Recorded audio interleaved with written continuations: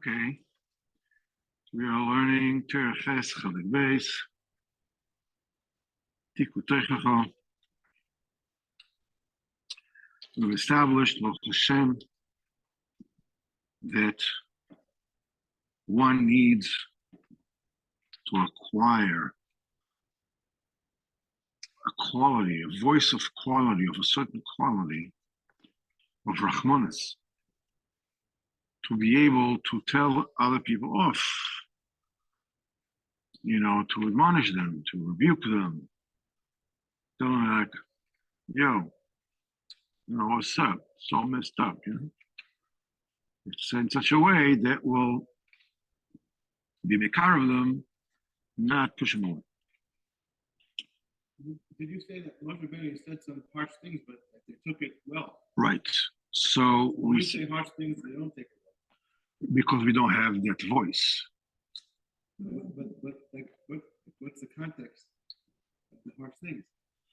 So what we said is that if you have that voice,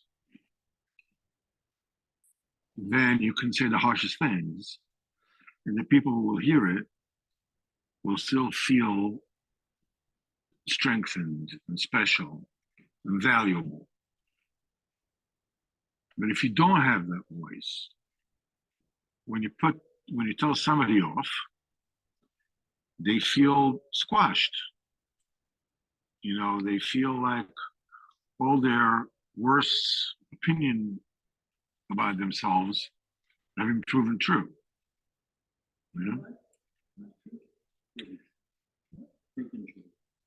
They were proven true. I mean, it's like I always suspected that I was no good. But now, now I have a proof of that. It's like but when a person has this kind of voice, he's this kind of voice, and we've established that this kind of voice is a voice of Kula Chesed. We said that's a song that will enter the world, that will awaken L'Asid Lovely in the future. And the Chesed of Kadosh Baruch Hu is going to be revealed. So when you hear a rebuke in the voice, is Kula Chesed, is Kula love.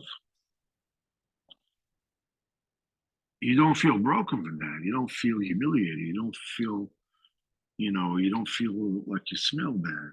You feel like, whoa, I really better shape up. There's not, I'm better than that. Then we said that the only way to get the road towards that, getting this voice, is through tefillah. Because tefillah comes from the das, and das is the definition of Rahmanas. Das doesn't mean intelligence. Intelligence is not das. Das is the ability to understand that the most important thing is to do something good for someone else. That's Rahmanas. That's real Rahmanas. Sometimes Rahmanas, real Rahmanas means giving. Sometimes real Rahmanas means taking. Sometimes real Rahmanas means not giving. For instance, your child is doing something well, so that would be to give him something in order to reinforce maybe the educational value of doing something good. So you gave him something. On the other hand, if you see a gun in the hands of your child, Rahmanas means take it away. Okay? If your child doesn't know, good from bad, just wants to take. Sometimes not giving him and saying, listen, you gotta earn it. so you know the value or whatever the case may be. You know, das is not chesed. Chesed is unmitigated giving. It's a technical term that comes out of openness. There's no judgment involved. Basically, a tsunami is also chesed. The tsunami, the real tsunami, you know, like it's chesed. Why? It's unmitigated giving, unmitigated open up. You know, the results are disastrous. You know, but the mode, the technical mode is chesed. Because chesed means opening the faucets, means go. Water, go. Okay, if there happens to be land along the way, it comes out being the worst achzaris, right? That's chesed without das, without understanding the consequences. I mean, if you give, I mean, everybody would like, everybody likes a good steak. You give it to a month-old baby, that's not Rahman. You can't eat it. So what chesed is, opening the faucets, giving, flow. Das is already a judicious calibration of how much to give, how much not to give, how much to let go, how much to hold back. This is where the tefillah comes from Das, from Rahmanis. Now, obviously, the results of Rahman, of the Das, of how much to give, how much to give, means is really dependent on how true that Rahmanis is. Rahmanis, the true Rahmanis means you know what's at stake, you know what the tachlis is, you know where all this is leading to, and you are behaving commensurately with whoever it is that is along the journey towards that goal. No matter what the journey is, it could be, you know, rearing your children. Okay, so the goal is to rear children to the best of your ability that are well balanced, that have boundaries, that are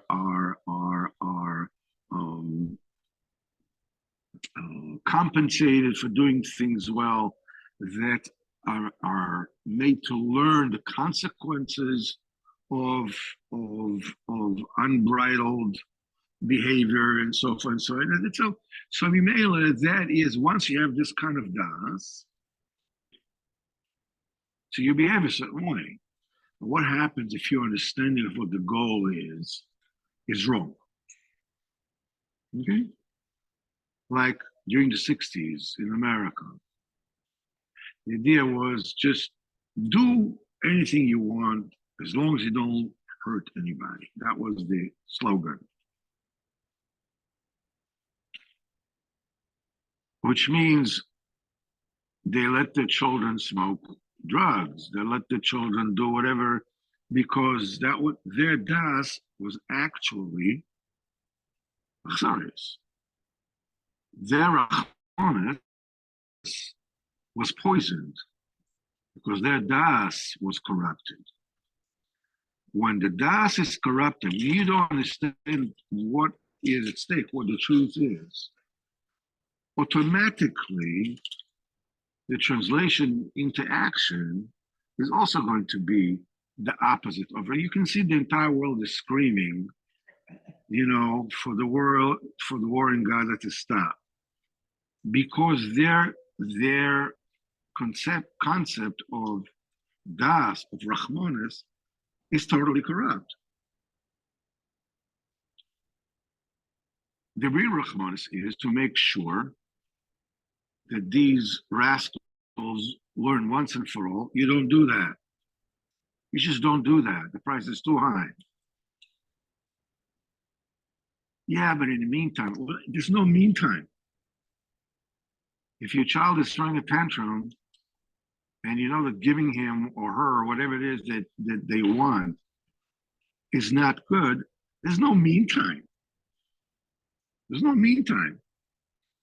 Is the right thing to do or the wrong thing to do? So the das amitis, when the true Rahmanis is being corrupted, is getting damaged, that brings about the Sitra Achra. That's the job of Sitra Achra, to corrupt the das, to corrupt the Rahmanis, to corrupt the.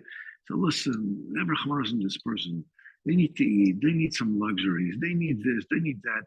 Otherwise, look at them. They're so, they're so miserable. They're so, yeah, but there's Olam Haba.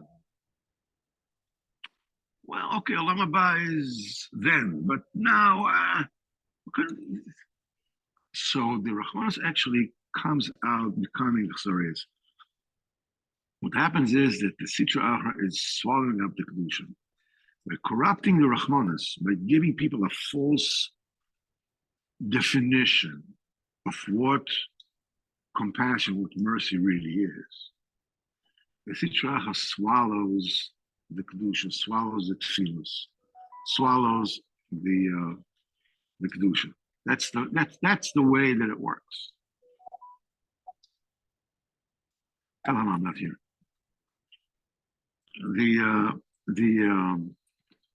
So when that happens, the Sitra Achra is swallowing up the Kedusha. That means that whatever a person does, and this is usually the way it's done, is when the Rahmanis is not the way it's supposed to be, it brings into the mind lascivious thoughts that are improper, that are immoral. Taivas niyuf, that's the thing that brings the das down. This is how the Sitra latches on. It plugs into your flow of Kedusha and swallows everything. No. Kedusha means you dive into Kodesh Baruch Hu. Sitra lashes onto you and swallows that Kedusha. Kedusha is Kedusha. You daven, you do mitzvahs, whatever it is. It latches on by throwing in, whatever you call a computer virus into your das, into your being, and it leeches off all your data, all your whatever it is, that whatever you want the money, the model to be. Now, so the question: how do you take it out? How do you retrieve it? Because the truth is that we all are basically captives in this kind of scenario. To this degree or to that degree, but we find ourselves many times, far too many times throughout our history, falling into this captivity. We are, we're being captives of the Yetzer Hara. It could be recurring thoughts, recurring deeds, recurring whatever it is. So the answer is the tzaddik is, you have the Bible right in front of Moshe, and he doesn't like that.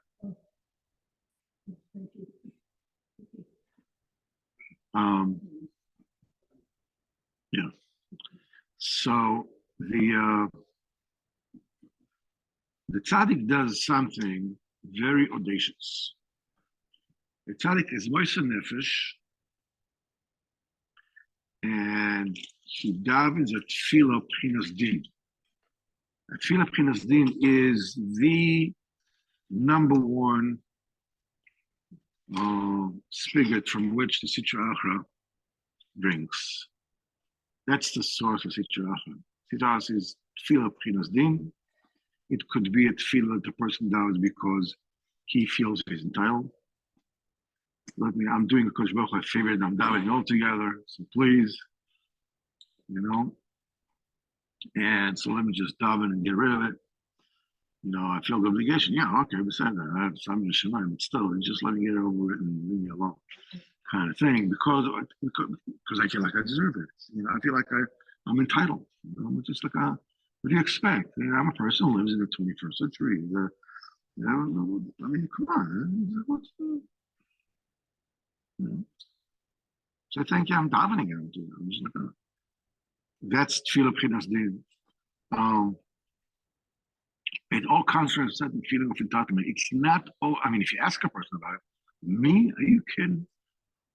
I'm like the worst, the worst, the worst of the worst. There's nobody worse than me. So why are you davening so fast? Why aren't you davening slow and beg a Kodesh Baruch Hu if you know I don't deserve? I say I don't deserve. And I really think that I don't deserve. But somewhere in me, it says, it's okay. It's all right. It's all right. Tomorrow. I'll start my diet tomorrow.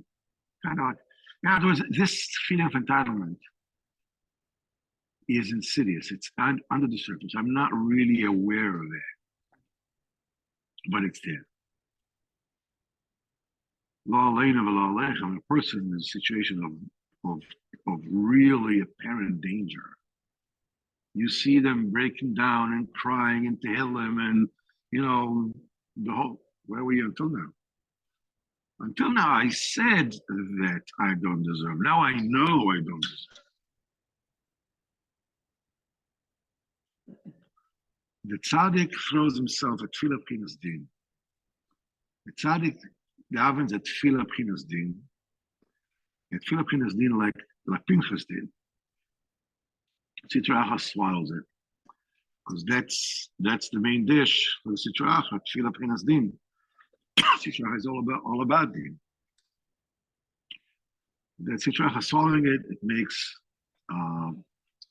it gets stuck in the base of Blia of the Sitra Achra, because Sitra Achra can bite the tefillah b'chinas din of the tzaddik, but he can't swallow it. It's too much radiation, too much exposure. It's too powerful. It does not fit into the constraints of the quote unquote throat of the Sitra Achra. It gets stuck. Same way when something gets stuck in, the back of the throat of a person, what it does is it forces a person to throw up whatever it is that the person consumed before. Spiritually, it's not a coincidence that kind of instinct is, embedded in a person. It's pre-programmed in a person, because spiritually that's the way things are.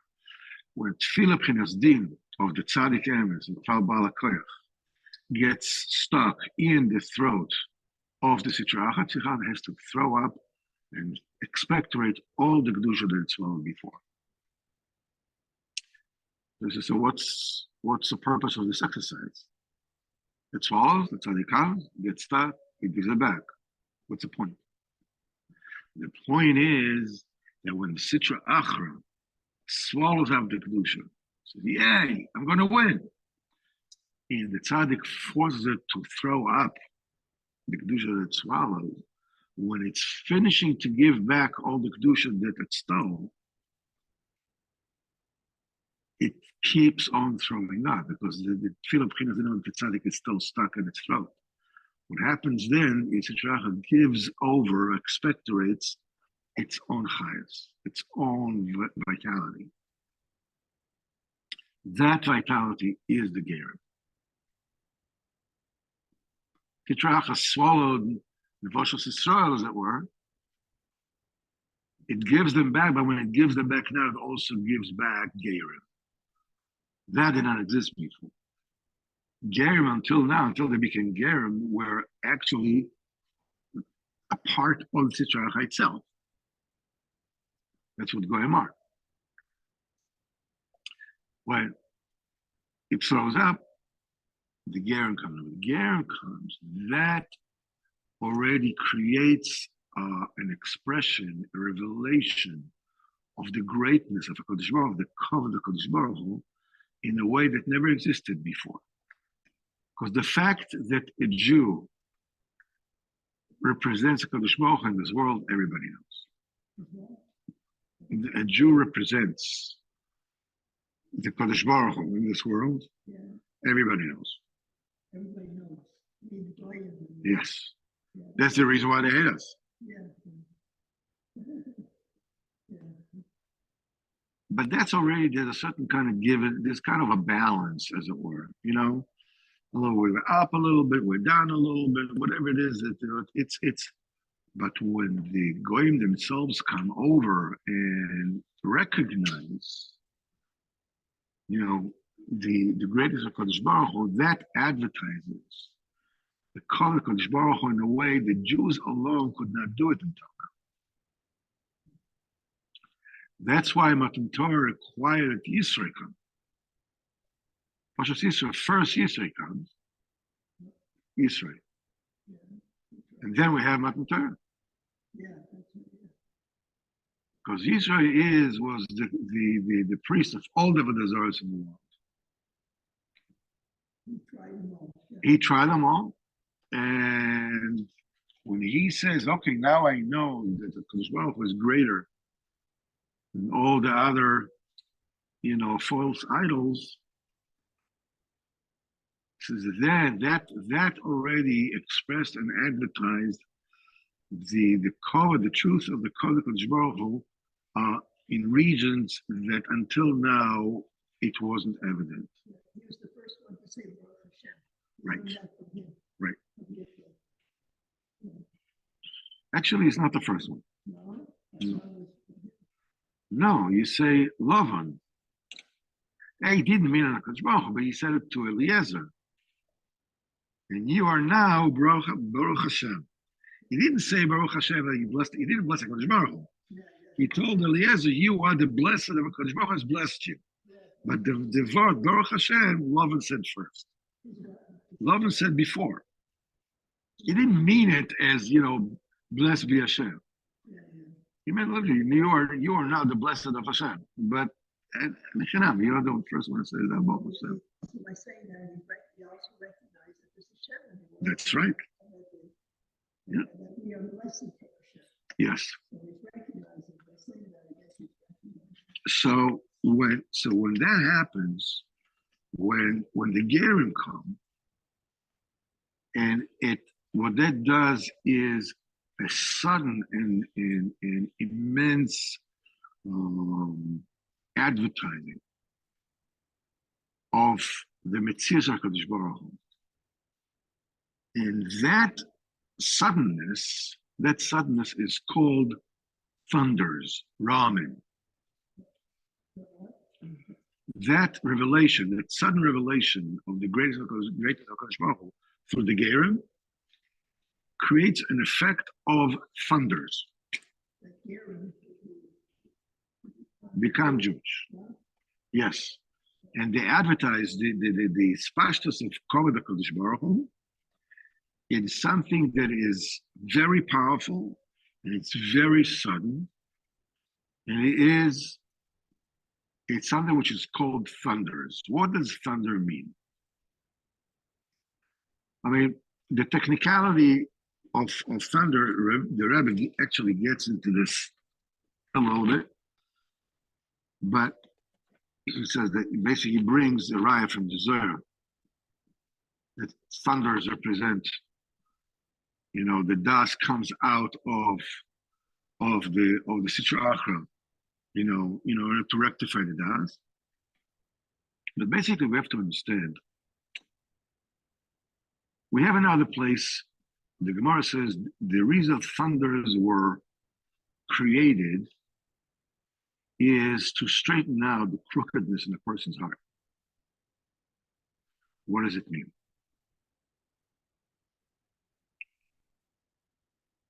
Each and every one of us is taking a certain journey in this world. Each and every one of us is constructing for himself or herself a certain route, a certain point of view that they look at themselves, they look at the world, and it sort of works for them. I'll explain what I mean in a minute. And this is how they view the world. In other words, a kid until the age of 5, 6, depends what, talk about, let's say, basically a functional family, everything is okay, within reason, of course. What happens is that by the age, 5, 6, everything is cool. I ask my mommy, my tati, they give it, they don't give it, for tantrum, whatever. But then at the age, I don't know, 5, 6, 7, whatever it is, suddenly you get involved with your peers and you realize you're really not good enough for this world the way you are. You're really not good enough for this world just the way you are. Some kids are stronger. Some kids are smarter. Some kids are forming, a clique and make you the butt of jokes or whatever it is. In other words, you find it out suddenly that just being who you are, telling him, ta-da, is not good enough. So you have to sort of like put on a mask so you can find your position in the society around you. Some kids become the class clown. Some kids, becomes like serious and like intellectual. Some kids become liars. Some kids steal.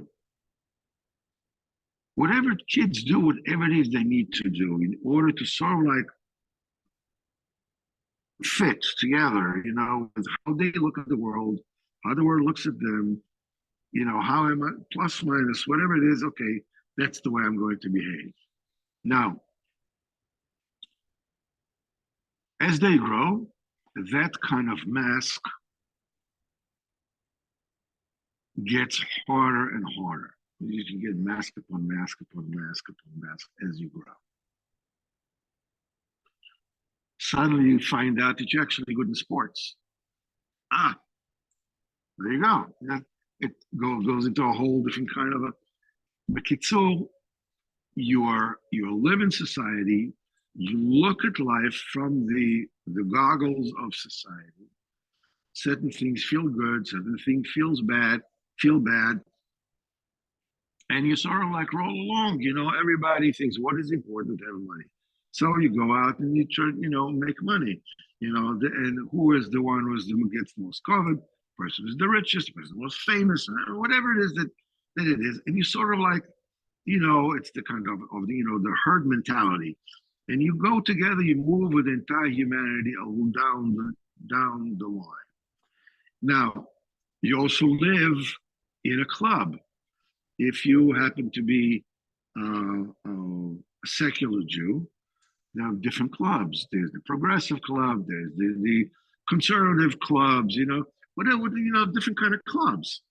Now, also when you're religious, there are clubs. You're the Litvische club, you're the Hasidic club, and specifically which Hasidic club you belong to, whatever it is. And there are all kinds of masks that you keep on wearing while you are actually blocking out the real tachas of this world.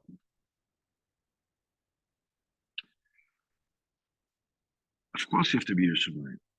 Yeah, the main thing is Yerushalayim. So why are you running for mayor and putting down everybody else?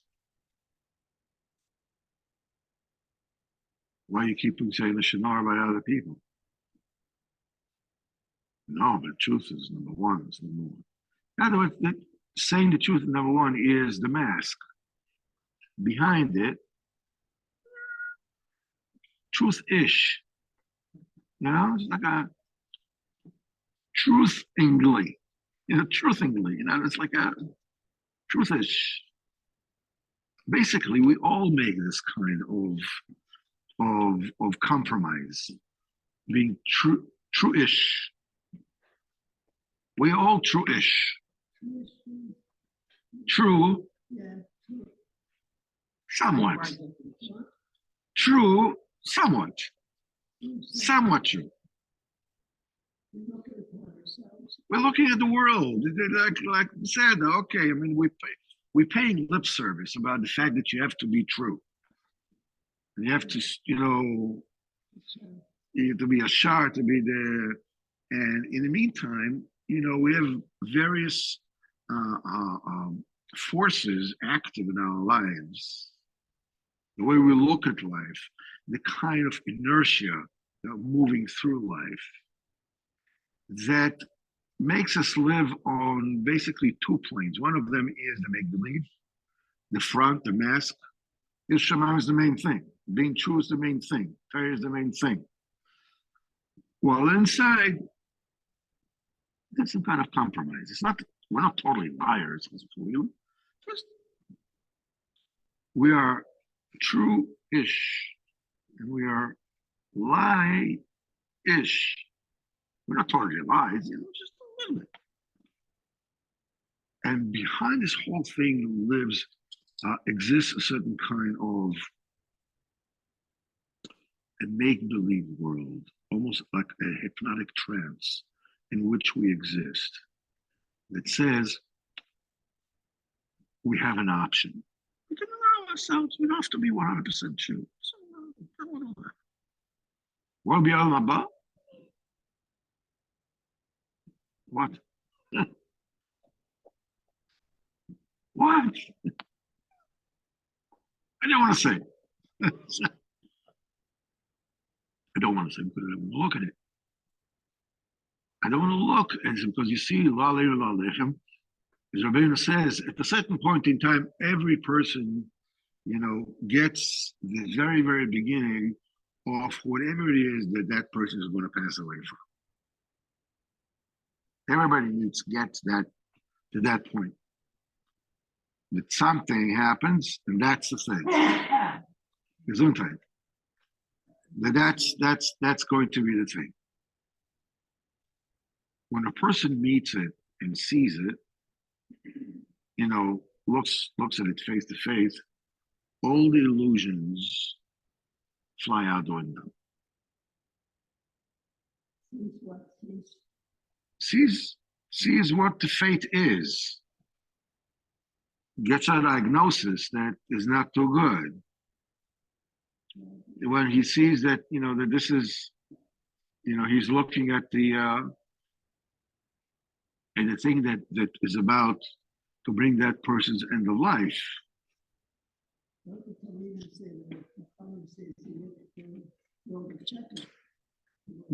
So at a certain point in time, every person gets to the point where he sees where this is going. No, let's not check her. When finally a person comes to the point, somebody gets a diagnosis of a disastrous illness, that's it. All illusions are off. And not only for him. Usually you will see that when a person gets very, very ill, with this kind of disastrous affliction, other people will stay away from him or her. No, not out of Rahmanis. They'll stay away from them because to preserve their own illusion that life will keep on going without end. Because that person is no longer under the illusion.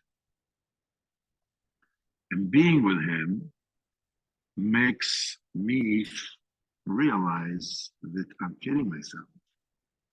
So people will actually avoid the company of people in dire circumstances. They have so much vested in the setup. It's a mitzvah to visit the sick, but it's also very frightening. It's so very frightening because it makes it very, very obvious to a person. Somebody has a seichel amiti would go ahead and do it after. Because it's a mitzvah, and I'm trying to crack that hypnotic trance that I'm in, this illusion that I'm in, this movie that I'm living. The thing that is most powerful in bringing a sledgehammer to that armor of delusion is thunder, an explosion. You don't expect it. Boom. What does it do? Suddenly, it shakes a person off his pattern of his. Suddenly, all bets are off. A person is totally open. A person is open, and the first person that will come and convince a person that this is the tachlis, a person will believe him. A person will believe him. That person was just thundered, as it were, out of his illusion. Now he's open to suggestions. Almost like a hypnotic thing, because a person looks for, something to hang on to, a certain kind of a ground to stand on, emotionally, spiritually, whatever you want to call it. A thunder suddenly says, like, as we said before, October 7th was a thunder. How many illusions people lived here? But they're coming back to the illusion, obviously, because their time is already passed. But that was a thunder because that sort of blew the illusions out of the water. Now they realize exactly what this is about. For a very short while, the entire world was open to the idea that, there's nothing you can do. Am Yisrael Chaim, whatever it is that they were saying. But now they got used to it. The sheker comes back. Now the shekers are, look, they're Rahmanas of them. There's like the Hamas sacrifices all the people in Gaza, and we are the ones who are the murderers.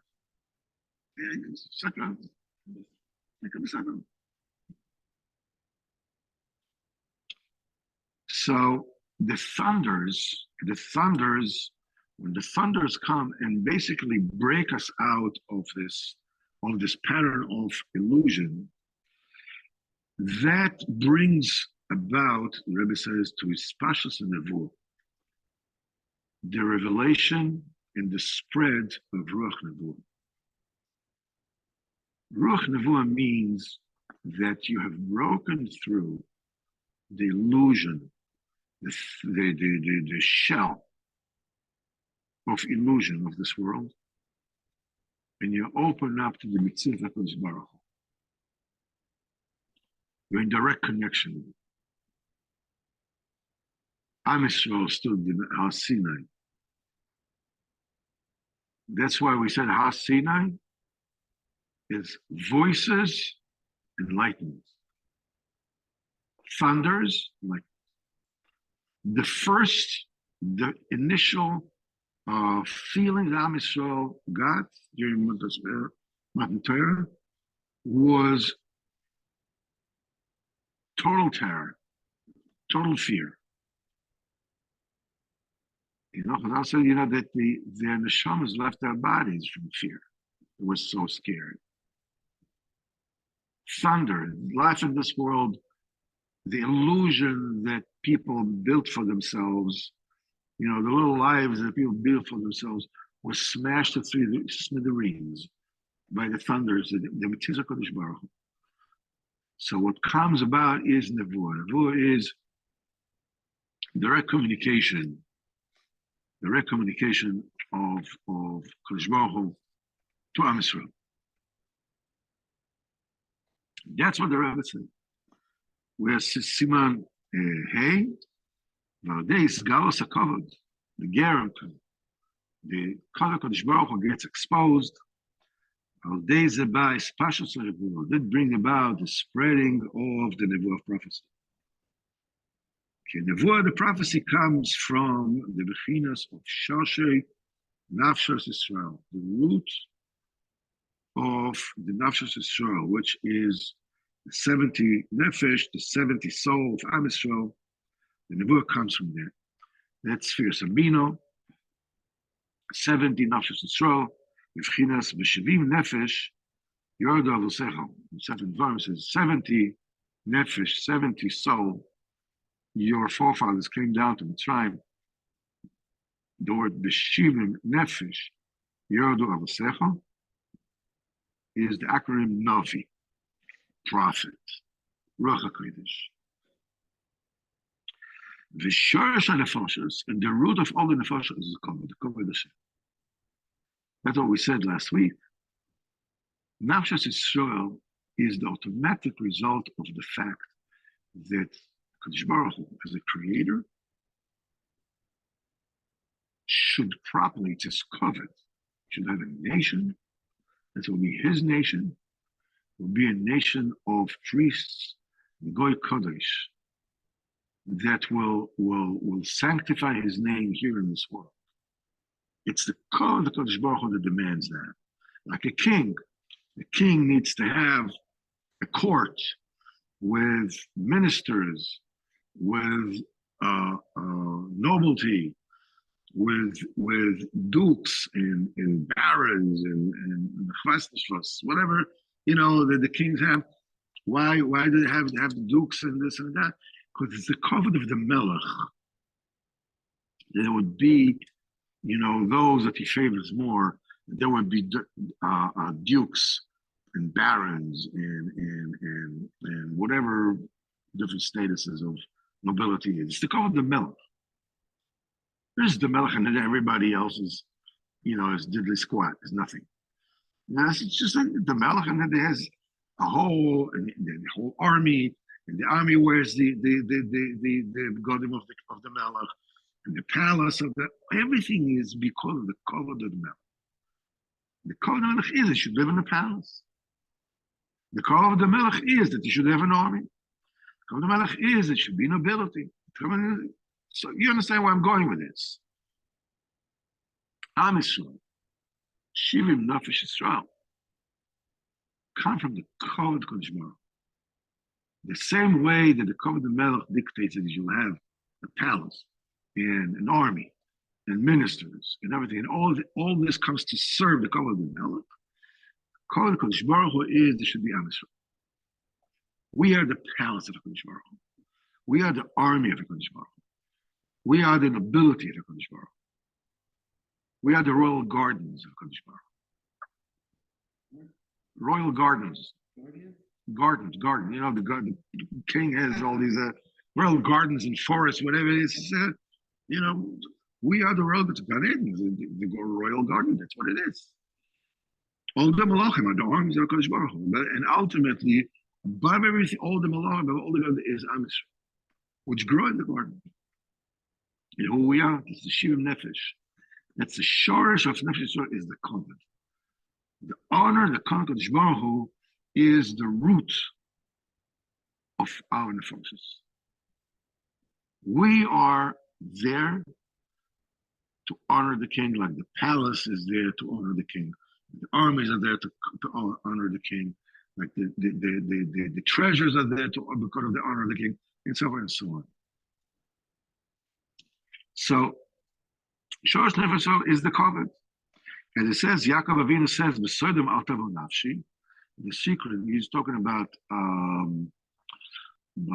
Korach and Adosai. And he says, when that'll happen, like Avinu before he passed away, he says, it's going to happen. And in their conspiracy, the Sodom al Tavo Nafshi, don't let my nefesh come there. And it says, B'Kehalom, in their congregation, Al Techad Kavod, don't mention my covenant. So Yaakov Avinu says, basically, repeats itself twice. In that conspiracy of Korach and his other, don't mention me. This is basically the message is.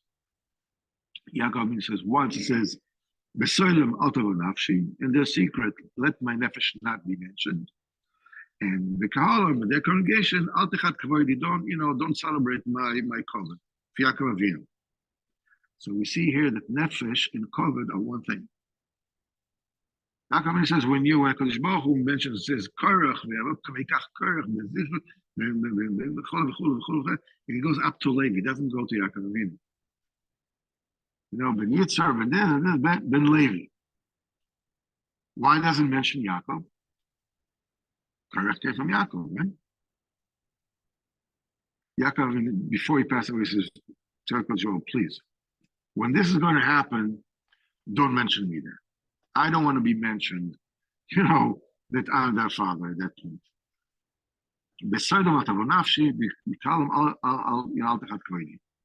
My nefesh, my kavod means nefesh and kavod are actually one thing. Okay, that's why. Again, when the kavod is being revealed, that's the root of all the functions. There's about dispassions in the nevuah. That brings about the expansion of the nevuah. There's a radiation of ruach nevuah. As people know what the Kodesh Baruch Hu wants. It's an immediate communication with the Kodesh Baruch Hu. When the Kodesh Baruch Hu is revealed, yeah, Gerim came. The Gerim came. Gerim came. The Gerim came. The Gerim came, so that brings about the Kavod, the Ramim. The Ramim brings about, so that brings about the beginning of Nevuah.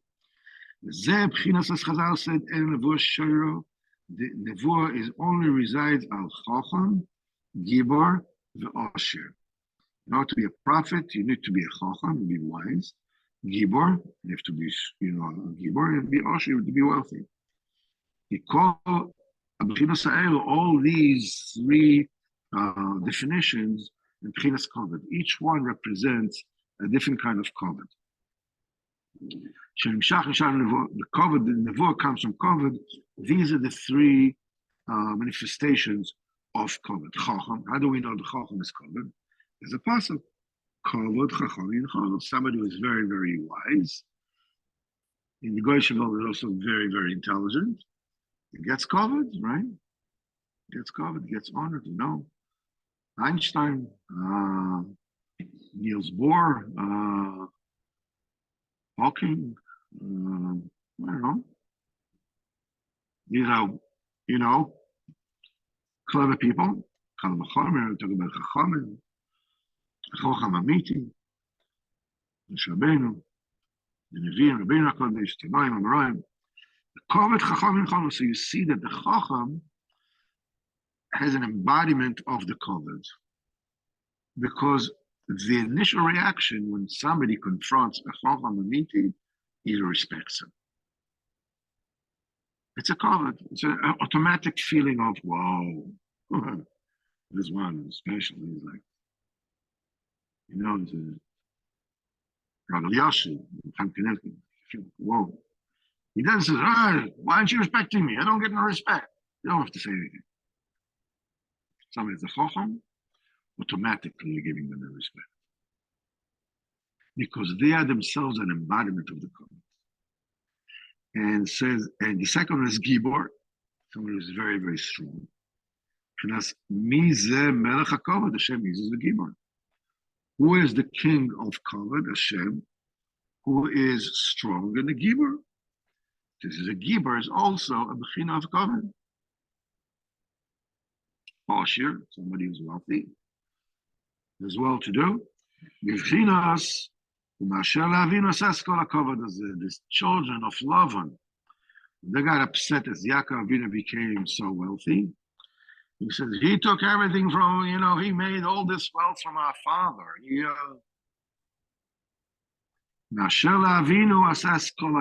made all this kavod, all this wealth. So you see here that Ashiris and kavod is one thing. So they said Nevuah, which is a lot of kavod, can only be resting on, visit somebody who is both Chacham and Gibor and Osher, because all those are batteries of kavod. They're all reservoirs of kavod. They're all, of kavod. And these are the three things that Chazal said that the night is divided into three mishmar, to three, I don't know how to say mishmar in English.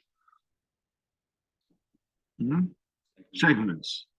The night is divided into three segments. Kadosh Baruch Hu says on every portion, every segment of the night, Kadosh Baruch Hu is roaring like a lion, and he's saying as follows: Oili shechasif beisi, woe to me that I have destroyed my house. and I burnt my hall. The iglesias and I have exiled my children to amongst the nations of the world. What that means to say, it means to allude to the fact that Kadosh Baruch Hu regrets of the loss of these three inyan that we said before: Chacham, Gibor, and Asher. Wealthy. Bichraftias Basi, I destroyed my house. That's when the tefillah gets damaged. Who can tell me why tefillah and Basi is one thing? Nino says, because my house will be called a base tefillah. So when Kodesh Baruch Hu says, I destroyed my home, Basi, it means the tefillah was damaged. And I burnt my heichal, my hall. Zebchines Gama covered. They said, Bechalok Kulo Oimer covered. In his hall, in his hall, Kulo Oimer is all saying covered. So the word hall, my hall, heichal, is an expression of covered. That was lost, that was destroyed. The Iglesias Bonai, and I have exiled my children. That's the cancellation of the nevuah. Nevuah was lost. The nevuah that comes from Nafsh Yisrael is the expression of Nafsh Yisrael. 70 souls, your forefathers came down to Egypt. They went on Golos. It's Russian title Novi. Because when Am Yisrael is away from the table of their fathers, in other words, they're away from the proximity to Kodesh Baruch Hu, it means that the nevuah is lost. The connection is lost. And he says, in all those in Yonam, we'll sort of like wrap this up for today. Because from next week we'll start on Siman Vav. But just a little nakuda about this is what we said before. Hold on,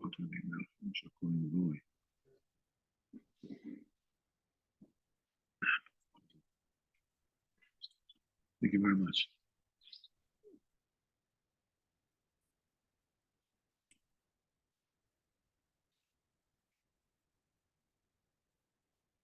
This pina of Ramim, of thunder, is something that we need all the time.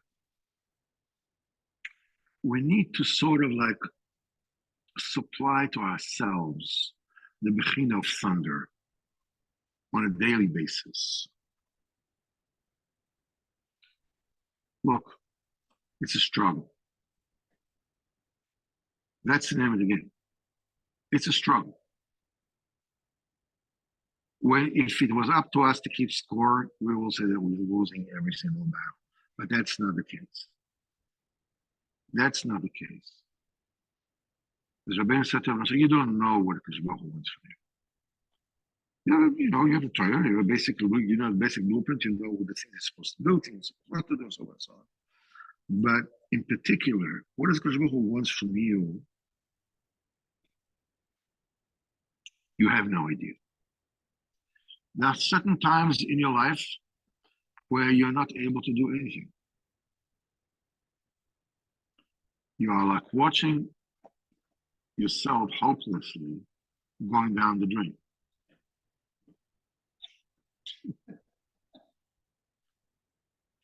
And there's nothing you can do.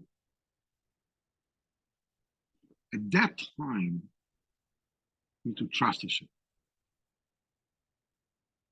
It's not you don't want to. You want. Maybe you're not able to fully want to the point that you actually break free of that slide. It could be, but the point is that sometimes you watch yourself and you're like, what on earth is going on with me? At that time, a certain time, Just to be mechazik yourself with the Kodesh Baruch Hu and lean on the schus of the tzaddik, which is the who's davening tefillah pchinas din, even if chas v'chalila, according to your way of understanding, you don't know diddly about what's really going on. But let's say that you were right. The Sitra is swallowing you like the Dutch eat herring. Have you seen the Dutch eat herring? They take this fish and they go, and they drop the whole fish into their mouth. Dutch, the Dutch, Iron Jews, Dutch. You know, doesn't matter. Forget about it. What? Whatever it is, you know, it's a thing. Yeah, there's certain time of year where these small fish are very abundant, and it's a thing for the Dutch people, whatever it is, to take the whole thing and just drop it in their mouth, one fell swoop, swallow it in one gulp. Be it as it may, and you feel like the Sitra is swallowing you, you know, with your clothes on, with your boots.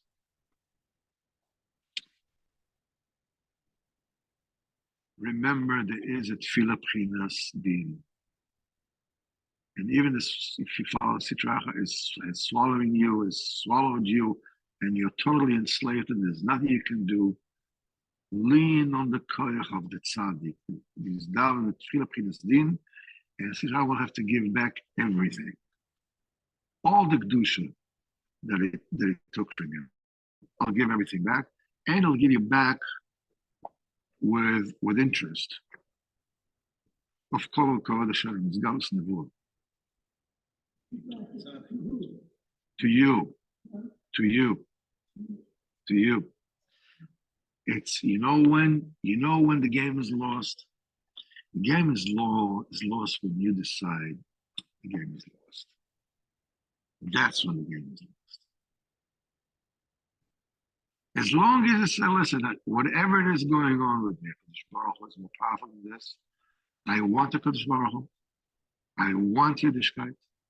I want to get closer to Tzaddik. I want to learn Torah. I can concentrate for 5 minutes. I got the attention span of an old slipper chewed by a dog. I did nothing. It was like, I davened and I said, daven, I said, now today I'm going to daven. I said, finish davening. What's going on with me? I said, I'm going to daven today. I can't. People can find themselves in such a state where nothing goes. You can learn, you can daven, you can this, you can that, but there's one thing that you can do. You can want. You can believe. You can trust the Kodesh Baruch Hu that no matter wherever it goes with you, you're in good hands.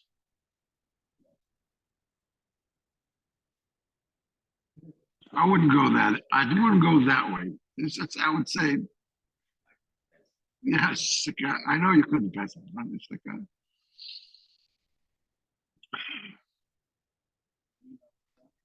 yes, the schos of the tzaddik, the koyach of the tzaddik is. No, the tzaddik emes.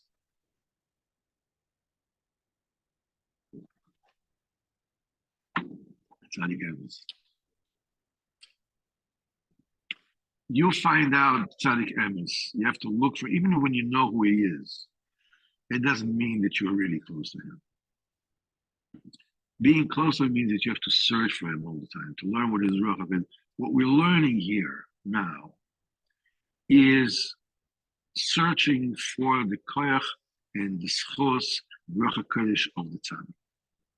Because by the world, when people tell you you're going down the drain, and keep you cool, I said, man, you're nuts. Are you drunk? When you're going down the drain, keep you cool. The ruach HaKodesh of the tzaddik is that even if when you seemingly are going down the drain, and there's nothing you to stop it, leaning on the koyach tzaddik and waiting it out is the seichel of the tzaddik, is the rachmanas of the tzaddik, is the koyach of the tzaddik, because you'll come out of the other side. Don't worry about it. It's only when you give up. If you give up, so forget about the whole thing. We're just gonna That's when you lose it. That's what the test is. Not the shame, because Baruch should help us, and everybody should have a good Shabbos. And this year's refuah for Carl and Selma back to Florence. My mother-in-law, she fell, she's in the hospital. But the shame, everything should be okay with her. And her big sister. Yes, the What's Shabbat. your name? What's your name? Nachman Israel Nachman Israel ben ben Moshe. Rav Moshe Nishmas. Her name is Carolyn Selma Bas Florence. Bas Florence, yes. Good Shabbos, everyone. Shabbos.